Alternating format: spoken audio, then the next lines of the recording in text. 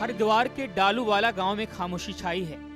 लोगों की आंखें नम हैं। इस गांव के दो भाई अमेरिका में हुए गोलीबारी के शिकार हुए हैं। डालूवाला गांव की तरह ही शोक में तिकामपुर गांव भी डूबा है। तिकामपुर का रहने वाला प्रकाश भी गोलीबारी का शिकार हुआ है। प्रकाश अब इस दुनिया में नहीं है, लेकिन उसके परिवार का रो रो के बुरा हाल है। सुबह तो ये मिली थी कि वो ठीक है वैसे, और अब पता चला कि वो गुजर चुके।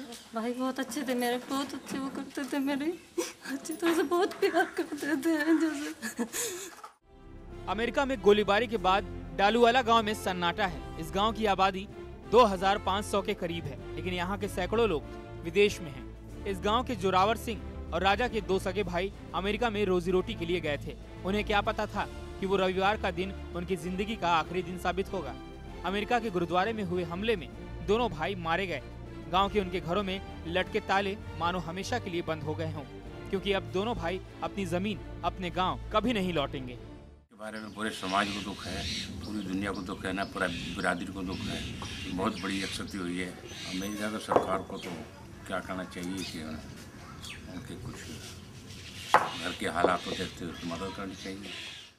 हमें इस बात का बेहद दुख है कि वो उनकी सिक्योरिटी वहाँ पे नहीं थी और वो मारे गए, और सभी दुखी हैं, वो यहाँ के बुजुर्ग और यहाँ के बच्चे भी, क्योंकि उनसे काफ़ी प्रेम था उनका। ये सारा गांव उनकी प्रार्थना कर रहा है कि उनके परिवार को सही तरीके से रखा जाए, और हमें वो है कि अमेरिका से, ओबामा एडमिनिस्ट्रेशन से भी वो दरख्वास्त है कि वो सही तरीके से उनकी मदद करें।